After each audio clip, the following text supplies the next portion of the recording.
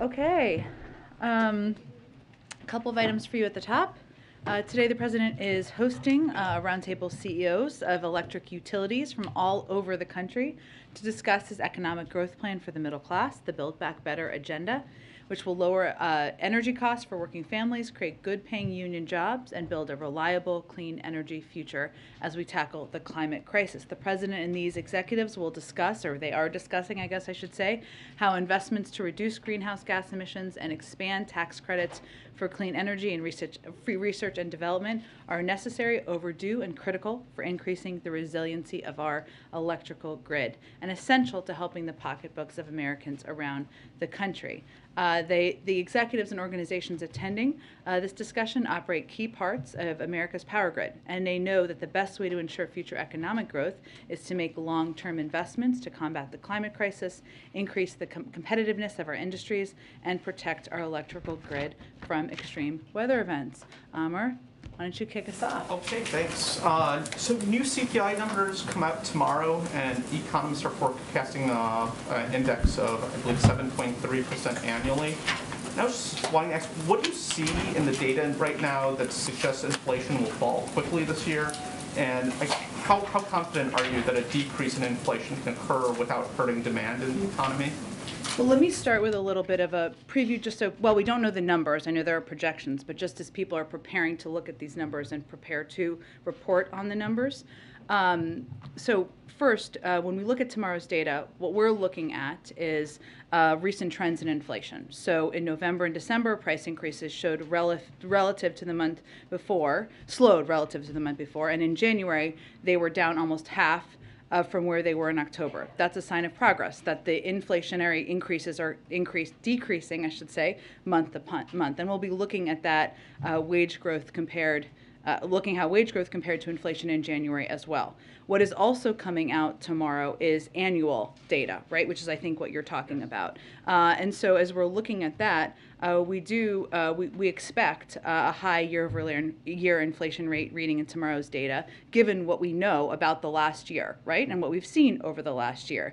That's because year-over-year data largely reflects the price increases over the last year, as we've already talked about and we know about. It's not about the most recent trends, which I think is the important component for people to look at, right? There's monthly, and then there's also the annual data. So above 7%, as I think some are predicting, would not be a surprise, even though we don't know what the data is going to be.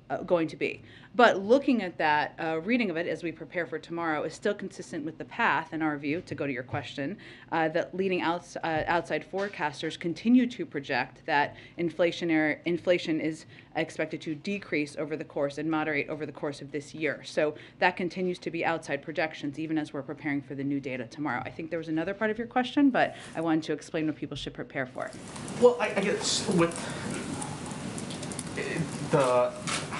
just getting back to how confident are you that a decrease can occur without hurting demand in the economy? Was the second part of the question. Well, I would say, as you know, the Federal Reserve has purview over taking the independent approaches that they choose to. And we certainly, as the President has said, he welcomes and supports their efforts to take steps, or their plans to take steps. In terms of our confidence, we again rely on what their projections are about the projection that inflation will come down, that it will moderate, and we are also continuing to take steps to continue to grow the economy, continue to address the needs that the American people have in the economy. I can ask a question about New York today was the latest to work on their mask mandates. Several states are now, it seems, well ahead of the federal government in explaining the path out of the pandemic. Is the president now falling behind states in explaining to Americans how or we all can sort of resume our normal lives and get back to normalcy? Well, the president has been clear and has said that we are moving toward a time when COVID won't disrupt our daily lives, a time when COVID won't be a constant crisis. I think you all heard him talk about that in his press conference 2 weeks ago. And that is something that, as Jeff Zients, I believe, just said during the COVID briefing earlier today, there's an active and ongoing work plan to develop a path forward. And that is, there's constant discussion about that. I think what you're referring to as it relates to New York, which is an important component, especially as Americans are consuming what it means and where we're going, of masks and what the mask guidance is. Dr. Walensky was also on this COVID briefing that happened just earlier this morning, and what she conveyed on that briefing, I know there's a lot going on, she may not have all seen what she said, but is that we certainly understand the need to be flexible. We want to ensure that public health guidance we're providing meets the moment we're in. We recognize people are tired of the pandemic. They're tired of wearing masks. I bet all of you are. I certainly know I am. We all understand that, but that what our focus is on is looking at the data and the science. So there are positive signs, as she referred to. Cases and hospitalizations are falling. We're looking at all of the guidance based on the latest data and science. She also said, which is I think important for people to note, that we continue to recommend masking in areas of high and substantial transmission, which is basically the entire country at this point. That's essentially everywhere for indoor settings. We are evaluating rates of transmission. We're evaluating and looking at data to see if any changes need to be made. And that is something, of course, the CDC continues to do. So I would say that we are internally discussing, of course, what it looks like to be in the phase of the fight against the COVID pandemic, where it is not disrupting everyone's daily lives, where people are moving on and living, lives free of hopefully masks at some point, and many of the restrictions that we've all been living through over the past 2 years. But as the federal government, we have the responsibility to rely on data, on science, on the medical experts. That's something the president committed to during the campaign. They confirmed during this briefing, they're continuing to evaluate, and there's ongoing discussions and work happening internally. One last thing. The Pentagon is yet to commit to immediate embeds with U.S. troops that have and are deploying to the Baltics. Why? And is this consistent just generally with the administration's pledge to transparency? Well, I just saw the reports about this, and I will acknowledge to you I have to dig into this a little bit further. I certainly understand the question and the desire to be embedded with troops and seeing what's happening on the ground, just as many of you have reporters and outlets who are near the border or seeing what's happening for yourselves, the military buildup of troops. So let me check into this and see if I can get back to all of you. Go ahead. Thanks, John. Following up on that, does the White House generally support the notion of troops embedding with U.S. troops around the world? We certainly have in the past, yes. But I know that the Trump administration took a different view. So does this White House envision a return to the practice of U.S. journalists embedding with U.S. forces when they're in Eastern Europe, for example, in the nation's interest? That has been our overarching approach, as you've seen over the last year. I'd have to check into this specific question that Amr is asking about, and I think you're following up on. Okay, great. The White House has made it pretty clear there is no plan for a mass evacuation of American citizens in Ukraine. And in fact, you and the president and others have suggested that Americans who are in Ukraine should leave now if they can. At the same time, it's been projected that Russia could overtake Kyiv in 2 days if it invades. So what happens to Americans if they do get stranded in Ukraine? Should they understand that the U.S. is not coming to get them? Well, let's just take a step back here. First, we don't know that President Putin has made a decision to invade. We still don't have a new assessment on that, right? I'm obviously not going to discuss intelligence reports, which I think you also referenced. What I can tell you is that it's not just that the president or I have been conveying this warning to U.S. citizens. This is something the State Department has been doing for weeks and weeks and weeks now.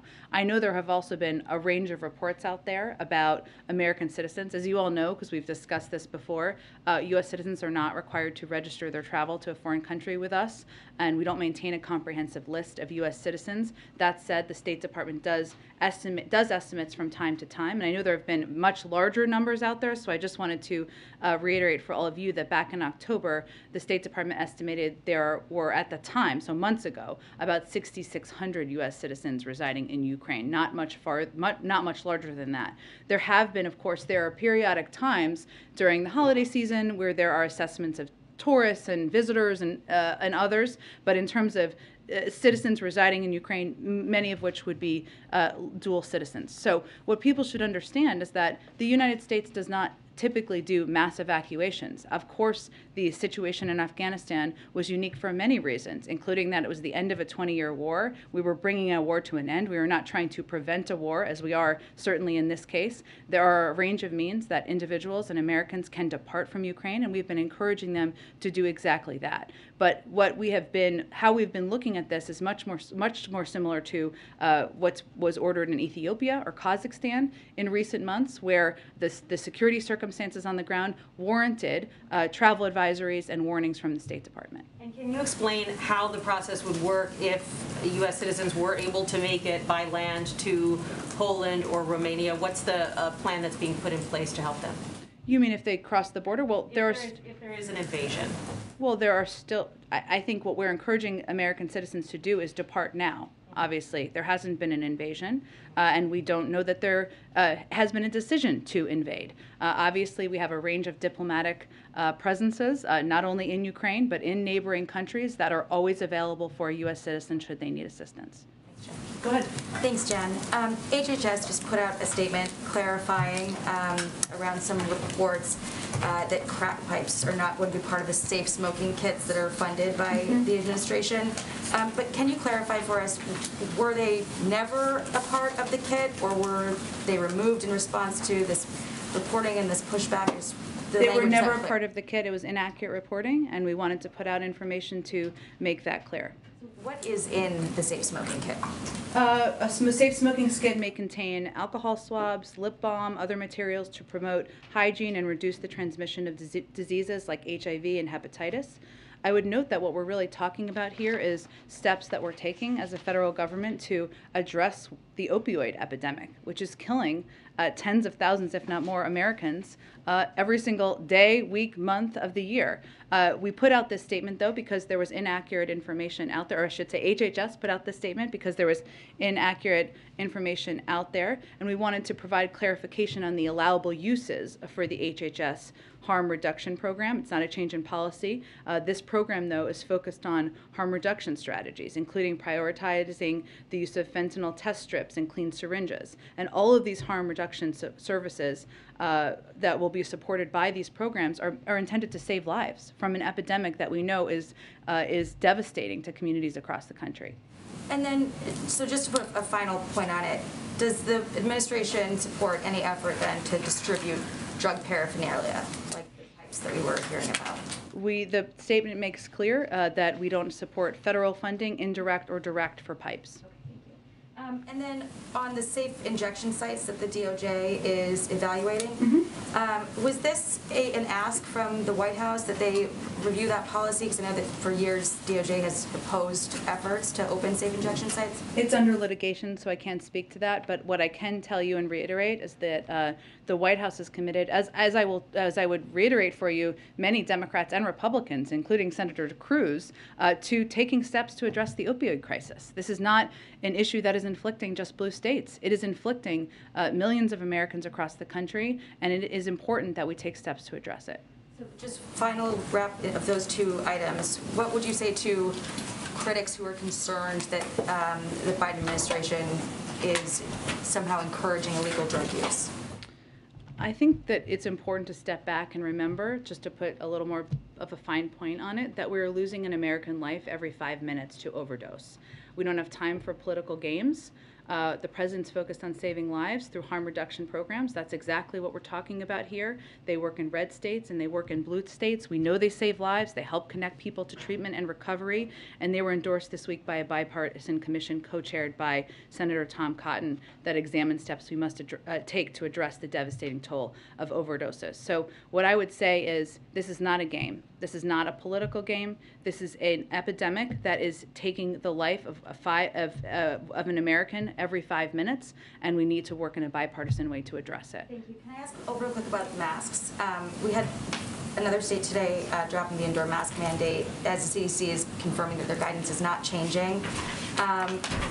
But these decisions that are being made at the local level, like you guys always talk about, are out of step with the science that is at the forefront of the CDC, of this White House. So why are we not hearing the same messaging criticizing states that are, making these moves, like we heard previously with, for instance, Ron DeSantis?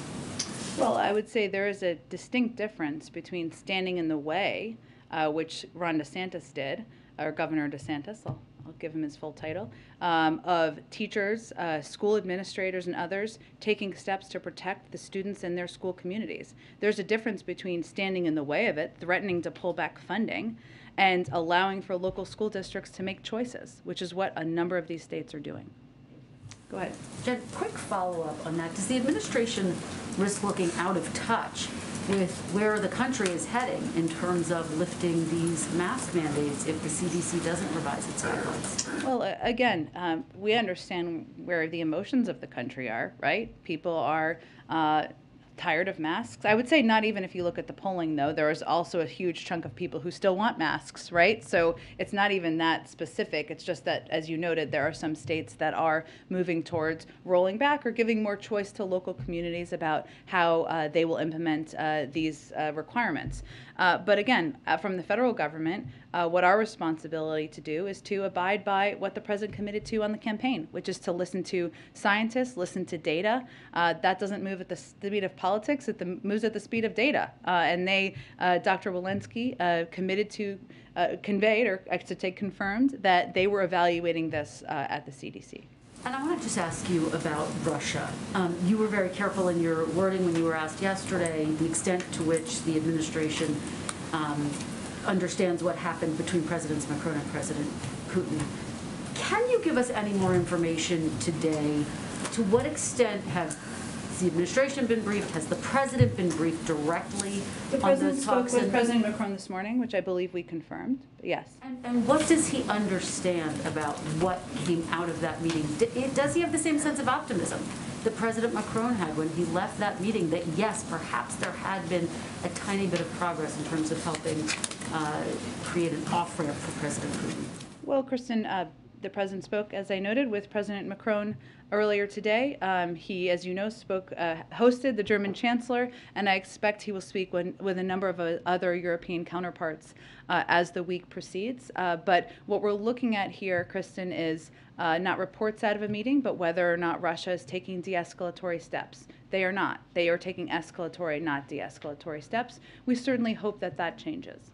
So you, based on the intelligence that you have, do not share the same measured optimism that President Putin had coming out of that? Again, we're looking at actions here, and we have not seen de-escalatory actions by the Russians. Any imminent plans for President Biden to speak with President Putin? As you probably are tired of hearing me say, but I'll just repeat it, the president certainly values leader-to-leader engagement. He has spoken with President Putin, as you know, multiple times in the past, including in person, but I don't have anything to preview at this point in time. If I could just ask you one question. Overnight, the president tweeted about this potential bill that has been proposed in Florida that would restrict school districts from encouraging discussion about sexual orientation or gender identity in public schools. The president tweeted out that he wanted them to know that you are loved and accepted just as you are. I have your back. What, if anything, can President Biden do, is he planning to do, if in fact that does pass? Well, I would say, unfortunately, this is not the only bill or the only effort we're seeing across the country to really regulate what students can or cannot read, what they can or cannot learn, and most troubling, who they can or cannot be. As I think you saw in the president's tweet, it's cruel, it's harmful, and it is certainly something that is not helping young people who are members of the LGBTQI+ community, who are already vulnerable, already being bullied. I think the president felt it was important to speak out. But in terms of specific actions, we're going to continue to voice our strong views on this. It's significant the president did that, and if there's any additional steps, I'll let you know. Go ahead. Thanks, Jen. Back to Ukraine for a second. Tomorrow, it's expected to be this Russia-Belarus military exercise. Is it the sense of this administration that what's expected to be this massive show of force tomorrow and for the next few days after that could provide some sort of cover for an invasion? And is the White House and its allies on any kind of heightened alert given what's expected to happen? I wouldn't make a prediction of that. I'm sure your colleagues will ask the Pentagon that question, but I think as we look at the preparation for these military exercises, again, we see this as certainly more of an escalatory, not a de-escalatory action as it relates to those troops and the military exercises. This is happening at the border at the border as well. So that is certainly concerning to us, but I wouldn't make a prediction of what it means in terms of invasion. Okay, and back to masks, not to belabor it, Yeah. but in a matter of weeks, Americans have heard the White House say masks are so important, you should get online and order yours for your family right now. You've got now this wave of states that are saying, actually, you don't have to necessarily wear masks. We're going to do away with some of these mandates. And now you've got the CDC saying its guidance stands. We're going to review things, but the guidance stands. Can you blame Americans for being confused and frustrated and having no idea who they should be listening to right now? Well, our guidance has consistently been this. When you are in a high transmission area, which is everywhere in the country, you should wear a mask in indoor settings, including schools. There are states that have rolled back their mask guidelines, that have given more flexibility to communities. They're different. It's not uniform, what every state has done. And certainly we continue to advise and recommend abiding by public health guidelines. But do you dispute that Americans are confused by what's happening? Well, I think we should do everything we can to prevent them from being confused. So I'm restating what our policy is here from the federal government, which is based on public health guidelines. And does the CDC run the risk of becoming irrelevant in the minds of many Americans, given that their states are moving along ahead without them? Well, I don't think the federal experts on health and medical advice should be irrelevant to Americans at a time where we're still facing a pandemic. Go ahead. Negotiations on the Russian sanctions bill have stalled in Congress or hit a bump. What is the latest White House thinking on that bill? What are some of the things you want to see emerge in the weeks ahead or days ahead? Sure. Well, first, we believe it's important to show a united front to Russia, and hence we've been doing a range of briefings with Democratic and Republican leadership and members and committees over the course of the last several weeks. We've been gratified by the bipartisan support we've seen for the actions we've taken and will take if Russia further invades Ukraine. We welcome the bipartisan focus on Russia and Ukraine in Congress and think that a bipartisan bill would send a strong message to President Putin. There's momentum building for a bill to bar lawmakers from owning stock. Does the White House believe that lawmakers should own stock? Well, let me just first reiterate something many of you who covered the campaign may already be familiar with, but one, President Biden believes, has never been somebody who's owned and traded stock as a member of the Senate. He's talked about that a lot throughout his career. During the campaign, he committed to work with Congress to take steps to ensure that there wasn't conflicts of interest that are being presented as this legislation is being discussed. And he also believes that all government agencies and officials, including independent agencies, should be held to the highest ethical standards. It's early in the legislative process, so I don't have a new comment today on the specifics of this legislation, but I would just reiterate how the president has operated and conducted himself as he has been in public life for just a few years now.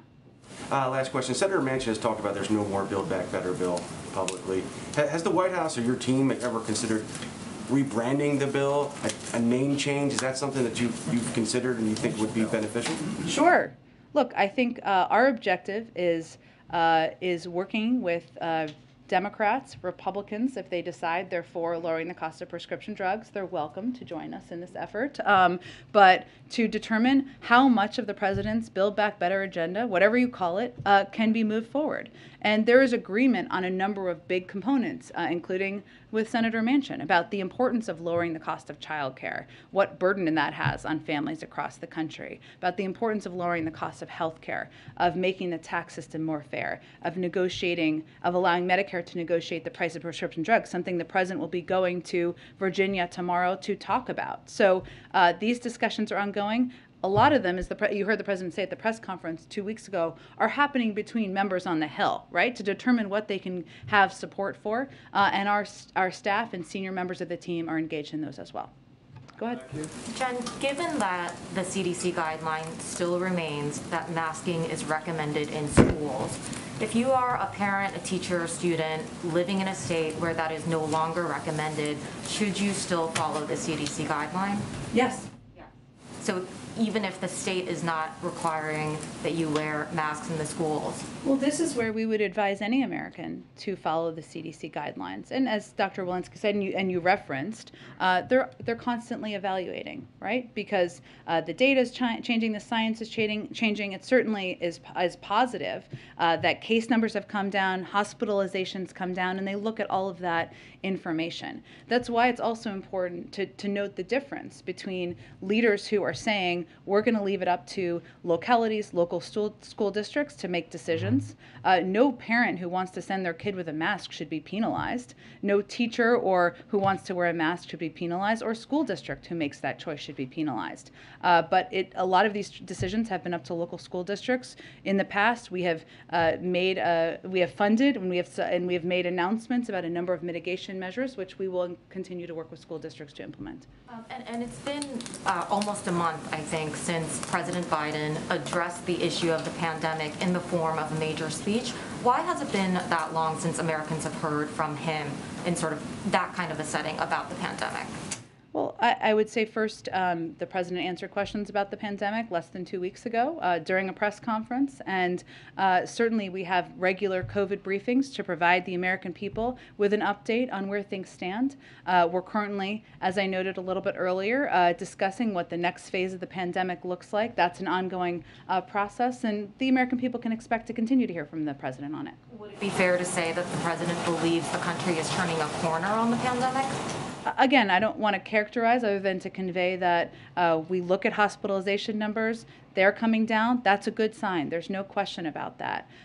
We are looking at all of the tools we have in our toolbox, which is certainly puts us in a very different position than we were in a year ago, whether it's the antiviral pills, the ability to send out masks and tests to Americans who want them, the fact that 75% of adults are vaccinated. This is all good. These are all good signs, all good information, but we're continuing to discuss and assess internally what the next phase might look like. And I'd like to ask you a question about a CNN investigation about the Kabul airport blast back in August. This investigation looked at medical records, it interviewed doctors in Kabul, victims and witnesses, and it raises some questions about whether anyone was hit by gunfire, either by U.S. or British troops after the airport bomb blast. So we're wondering, should the Pentagon further investigate this matter, or does the president believe that this matter is closed? Well, I know that my colleague, John Kirby, is going to brief later this afternoon, and CENTCOM has put out information on this, but I would really point you to them for further comment. Go ahead. Thank you, Jen. I have a question about how the president is going to make the decision about changing the recommendation on masks. Is he totally... He will make the decision based on what the CDC advises. That's what I wanted Yeah. to ask. Okay, go ahead. So Sorry. the CDC calls the shots here.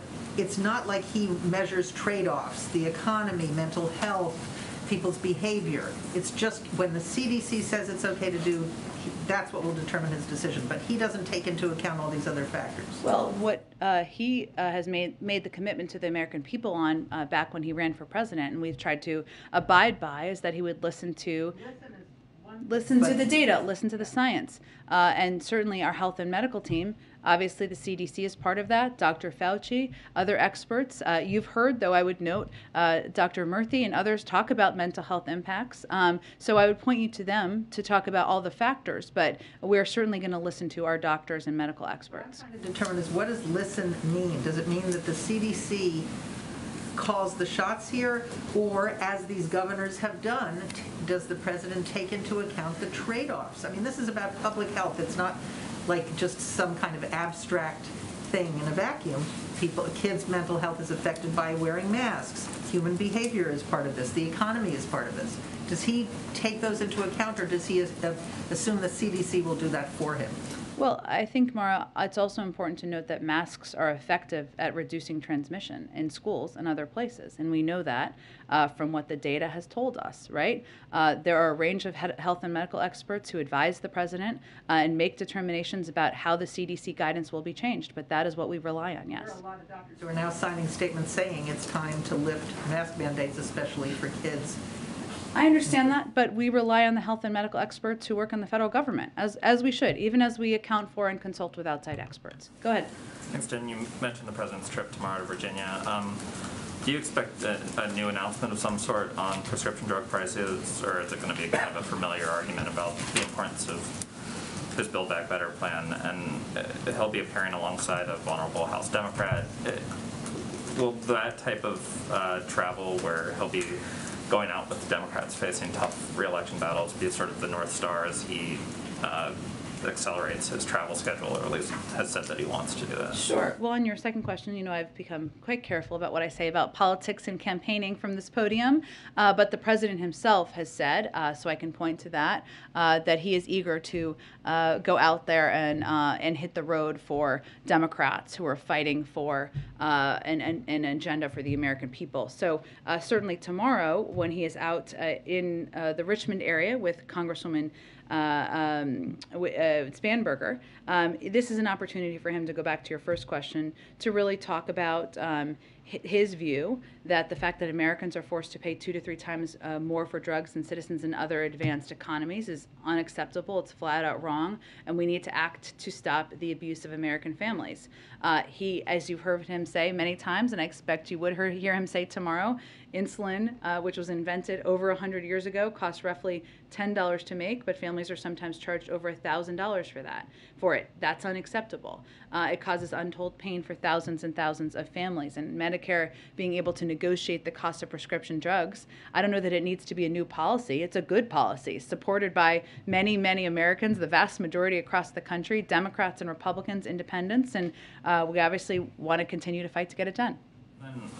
Iran announced today that they said that they have developed a missile that can strike Israel or U.S. bases in the region. I'm wondering if you have a reaction to that, and then also kind of generally wanted to check in on where you thought the sort of progress on talks over a new nuclear deal are standing right now. Well, in terms of where things stand, Special Envoy Malley and his interagency delegation have been in Vienna for the 8th round of talks. As we've said, and this is consistent, the report you referenced is consistent with this, our talks with Iran have reached an urgent point on mutual return to full implementation of the JCPOA. A deal that addresses the core concerns of all sides is in sight, but if it is not reached in the coming weeks, Iran's ongoing nuclear advances will make it impossible for us to return to the JCPOA. So those talks and conversations are ongoing, but I would say that as we noted back, I believe in December, the president asked his team to prepare a range of contingencies because we are at a pivotal point because of the progress that they have made in recent years as a result of the former president and his team pulling out of the nuclear deal. Go ahead. Yeah, Jen, thank you. Does the president have a particular opinion about this trucker action going on in Canada right now? Because it is affecting not only Ottawa, but obviously some of these border crossings. And could it possibly have some impact on the U.S. economy? Yeah. In the long run, if it continues. So we are watching this very closely, because as you kind of touched on here, the Ambassador Bridge is Canada's busiest link to the United States and accounts for about 25% of trade between the two countries. And so the blockade poses a risk to supply chains for the auto industry because the bridge is a key conduit for motor vehicles, components and parts, and delays risk disrupting auto production. We are in close contact. We've been doing a great deal of work on this. Liz Sherwood-Randall, our Homeland Security Advisor, convened a meeting just today. We're in very close contact and coordination with the Custom and Border Protection Team and Canadian counterparts, Michigan Governor Whitmer, and industry stakeholders. We are also monitoring very closely and engaged with auto companies on what the impacts could be of auto parts, which is what would come from Canada, and the impact on the United States. We're also tracking potential disruptions to U.S. agricultural exports from Michigan into Canada. There are a number of steps that we have proactively taken, I should say, the Customs and Border Protection Team. They've worked with Canadian counterparts to route traffic from Ambassador Bridge to Blue Water Bridge. There's still a lengthy delay, but it is enabling some of these trucks and transports to get through. They also opened all 9 commercial lanes, including a fast lane at the port to process diverted traffic. and they're working closely with relevant automakers and other public and private sector stakeholders to discuss alternative processing. So we're working to ensure there's movement. The other issue, let me just touch on what you didn't ask about, but is an important component too, is there are workers who need to go across the bridge to get to Canada or to get to the United States. And the workers, they go over the Ambassador Bridge typically. They are being detoured to the Detroit-Windsor Tunnel, which is open, which enabling them to move past. So we're very focused on this. The president is focused on this, and we are working very closely with the team at DHS, with Canadian officials and others to do everything we can to alleviate the impact. Does the president have an opinion on this action? So, An opinion on it? In what? Tell me more. About the message they want to send. Well, we support peaceful protest, but we have concerns when those protests turn violent. And certainly I think it's important for everyone in Canada and the United States to understand what the impact of this blockage is, potential impact on workers, on the supply chain, and that is where we are most focused. Go ahead. I'll come back to you. Go ahead. Thank you, Jen. I have a couple questions on schools Sure. and guidelines around COVID. You're saying, the CDC, its guidance remains that there be universal masking in schools, and the White House supports that recommendation. As you point out, some of these Democratic governors who are lifting mask mandates in schools, they are allowing local authorities to make some decisions, but the reality is there are going to be a lot of parents who no longer have their children wear masks in schools, and given community transmission is still high across the country, the whole map on the CDC website is red. Are you not concerned that these decisions are going to potentially lead to outbreaks in schools? Well, our focus continues to be to recommend everyone follow CDC guidance, right? And we know that wearing masks effectively reduces transmission. As much as people are understandably tired of wearing masks, we understand that. There were a number of other mitigation measures that schools have taken. Obviously now kids age 5 to 11 are eligible to be vaccinated. Testing so kids can remain in the classroom even if there's a case is something we have also talked about and supported. And funding from the American Rescue Plan ensured that there was capacity and ability to improve ventilation, social distancing, and take other steps that are also effective mitigation measures in schools. But again, our view is that if a student or a parent chooses to wear a mask, they should be able to freely and they should not be prevented from doing that. This is happening as we still see this trend where there is a drop-off in the vaccination rate when you reach those who are under 18. Mm-hmm. Among adolescents, I think it's just over half of adolescents are vaccinated. An even bigger drop-off among those who are age 5 to 11, with pretty high numbers still around vaccine hesitancy. Why hasn't the White House called for a vaccine requirement against COVID-19 for K through 12 schools, which many public health experts say is really the only way that you will be able to protect students in the long term? Because those decisions have historically been up to school districts. Go ahead. Hi, a couple questions. On the child tax credit, Mitt Romney has suggested that you consider the bipartisan path toward his alternative version of the program. Does he have 10 Republicans? Well, he says that he has a bipartisan group that's been successful in the past and that he's going to try and get here. Has the White House engaged with him on this recently? We've been engaged with every member who is open to engaging and looking to move the president's agenda forward. Is his version an acceptable alternative if it can get the votes to the White House? I don't have any specific reaction to his version, but I would just note that in order to get any component of the president's agenda forward, if it's broken off of a reconciliation package, you'd need 60 votes.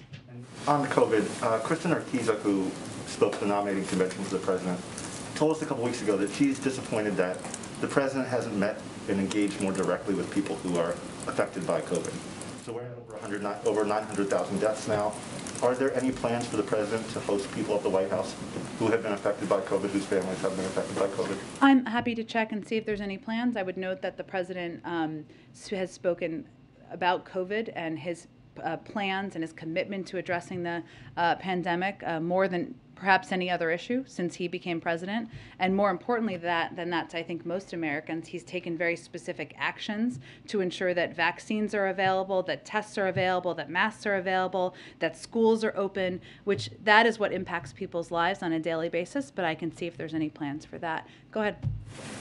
Is it the sense inside the White House that the decisions by Democratic governors to relax some of these mask guidelines is driven mostly by, as you said, the speed of politics and not the public health guidelines that are driving the federal government's policy? I didn't actually make that assessment, but I would point you to all of them to ask them questions about what they base their decision making on. But again, we understand local leaders. We continue to advise local leaders, whether they're governors or others, to make decisions based on the science and data about what's happening in their communities and what is going to keep kids in school safe, what is going to keep kids and their people in their communities safe. And we will continue to abide by what federal guidance is advising, which is based on the science and health experts in the federal government. And then on the meeting later today with President Biden and the companies, how much is he relying on these companies to make clean energy decisions kind of on their own in the absence of climate legislation that is, currently stalled or being renegotiated in Congress right now that we know would be necessary to reach the White House's goals on clean energy? Well, I think as many of these leaders have said, I mean, they know that the industry of the future is clean energy. And so there's an incentive for them to act and move in that direction. And certainly the president agrees with that. And there are a number of steps, even as we're working to continue to push to get Build Back Better passed, that we have already passed into law as a part of the infrastructure bill, for example, including clean charging stations around the country, incentivizing the purchase of electric vehicles, which of course is an industry that will help many of the American auto industry producers prosper over the course of time. But certainly it's where the industry is going, and there's agreement between government and many of these industries about the opportunity for the United States to be a leader in the clean energy movement in the world. Go ahead.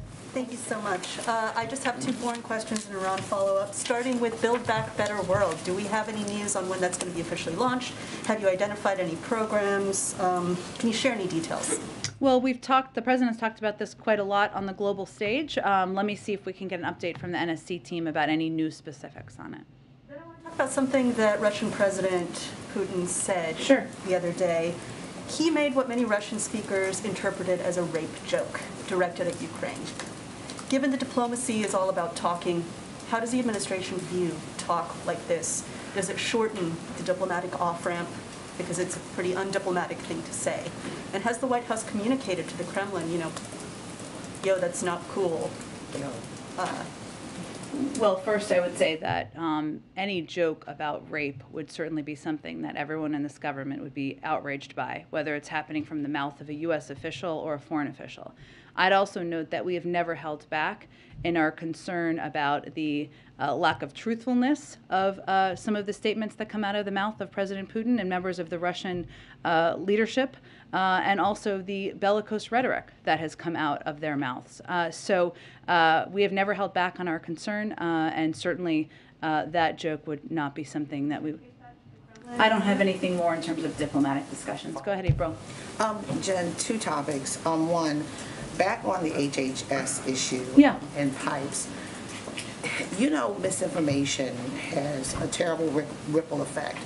What is this administration doing? Because this has permeated a lot of corridors that people are taking this in. Are you or the administration or HHS planning on doing something beyond the statement to let people know that this is misinformation and correct it?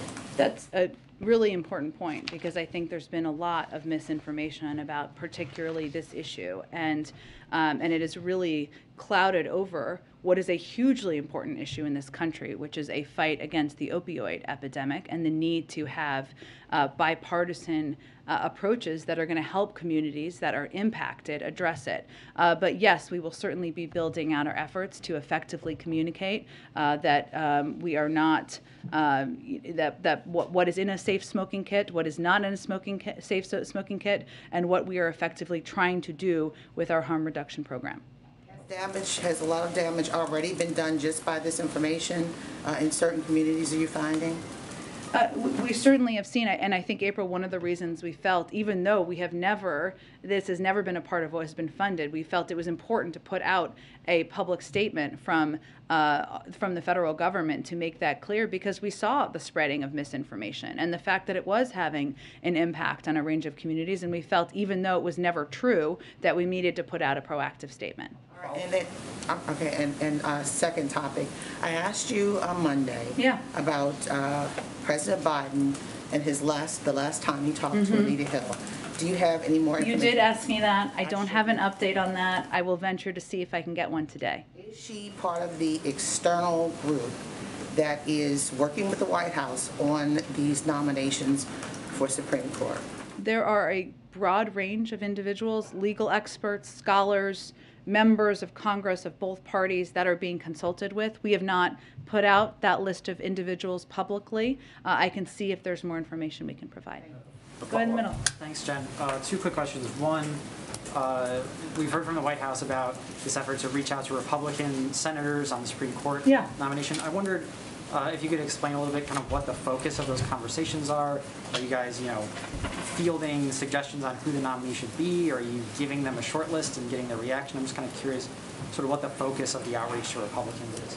Well, as the president has said, and I'll just reiterate, we're going to choose a nominee. He's going to choose a nominee whose qualifications, record, character, and devotion to the Constitution and rule of law make them deserving of support from both sides of the aisle. And there are many candidates at the top of their field who fit that profile and who have received bipartisan support in the past. So these conversations are not uniform, right? Sometimes, and the president is certainly seeking input, seeking feedback, but he is treating the process as he believes it should be treated, which is with seriousness, which is approaching it from a bipartisan manner and seeking engagement and advice from a range of officials, elected and non-elected. And then secondly, unrelated, but there was some reporting this week that Labor Secretary Marty Walsh has offered to help resolve the Major League Baseball lockout, and I wondered if the president has been in touch with him about that, or if he has an opinion or a viewpoint on the lockout.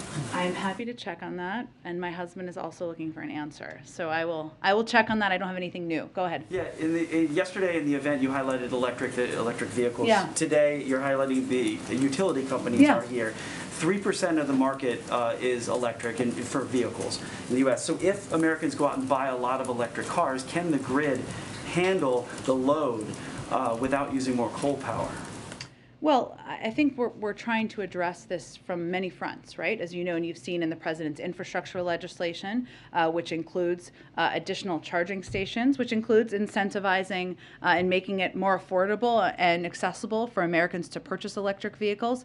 But what we're seeing is the increase in the market for electric vehicles increase year by year, right? As they become more affordable, as there are more charging stations, as they are able to, as more Americans can see themselves driving electric vehicles. And this is certainly something not just the federal government, but many of these automobile industries, companies are also seeing opportunity in. So we're all moving to, as the market is increasing, as more Americans are purchasing these electric vehicles, to ensure there are the charging stations and the mechanisms needed for them to be driven. Sure, but can wind and solar handle that amount of load on the system?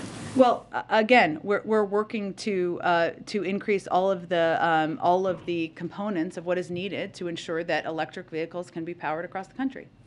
Jen, can I ask you a question on Africa? Hold on, I'll come back to you. Thanks, Jen. When the president met with governors last week, did any of them ask specifically for more guidance from the federal government as they were considering easing some of the COVID restrictions? And did any express any frustration that the CDC is not moving quickly enough for them? I'm not going to speak for the governors. They can certainly speak for themselves. I can just speak for what our position is, what we've conveyed to the governors, which is exactly what I've outlined for all of you. Has the president urged any governors to hold off on easing these restrictions? Has he had any direct conversations since then about what they've all started announcing this week? We are continuing to convey directly to governors our recommendation that they abide by federal public health guidelines, but also our understanding and that they may make decisions based on what they feel is best for their communities. And has he had conversations this week? I don't have any to read out for you. Go ahead. Hello, so President Biden nominated Los Angeles Mayor Eric Garcetti to the U.S. Ambassador to India Garcetti's former top spokeswoman has filed a complaint with state, local, and federal prosecutors demanding that he be prosecuted for perjury for repeatedly denying that he knew about another former aide's alleged sexual misconduct. She's saying that the mayor lied under oath during his testimony before a U.S. Senate committee considering his appointment to the ambassadorship. Is the president aware of this complaint? Has he spoken to the mayor? Does he plan to rescind Garcetti's nomination? There's no plans to rescind any nominations. I would point you to Mayor Garcetti's office for any further comment. Go ahead. Thank you, Jen. About the virus again. Is there reluctance to the president now? I mean, it seems to be at least caution, put it that way, the approach he's taken compared to a lot of the others. Is there any link between that and perhaps having felt burnt during the summer when we had this independence from the virus? Are you referring to masks? Sorry. Yeah, okay. I'm referring to the masks and his caution at kind of moving on, as obviously a growing number of people are doing. Is this in any way linked to him feeling a little burned by what happened during the summer when, you know, the Delta came pretty much as he was inviting people for a barbecue here to celebrate independence? Is basing his decision on what the advice of our health and medical experts continues to be, and the fact that they are continuing to evaluate and look at the data and the science, and that is a commitment he made to the American people at the beginning. We also recognize that while hospitalization rates are coming down, there's still high transmission rates throughout basically the entire country, and he is cognizant of that as well. And the fact that we need to look at the totality of that and make recommendations based on what our science experts are conveying. Okay, one on Nord Stream, if I might, quick one. Sure. He said very clearly he promises, literally promises to stop it, stop Nord Stream if there's an invasion, like a full-blown invasion. Mm-hmm. If there isn't a full-blown invasion, which obviously is at least as likely as there being one, and it could be, you know, 100 different things that could be happening over the next month, year, 2 years, not to mention that Russia already occupies part of Ukraine and so on. What's the rationale for supporting Nord Stream at all? We don't support Nord Stream. We have been clear we oppose the Nord Stream 2 pipeline, which is a Russian geopolitical project that undercuts the energy security and national security of a significant part of the Euro-Atlantic community. That's long been our position. It's not online, the pipeline. The German regulators have said it is not currently on track to be approved until at least the latter half of 2022, and we'll continue to work with Germany, Ukraine, and other allies and partners to implement the July 21st joint statement. And again, if Russia invades Ukraine, Nord Stream 2 will not come online. Jen, do you have any comment on a series of bomb threats that are happening in D.C. schools right now? D.C. police are reporting that Dunbar, Theodore Roosevelt, Ron Brown High School, several others are now under bomb threat in evacuating schools. What do you say about that, especially after yesterday? I don't have any new information on these threats. I'm happy to see if there's a new updated comment we can get for all of you. Of course, we are in touch with local school districts, as we have been since yesterday, and our Homeland Security experts will do everything we can to ensure that schools have the resources they need, but I don't have any new information on it. Thanks, everyone.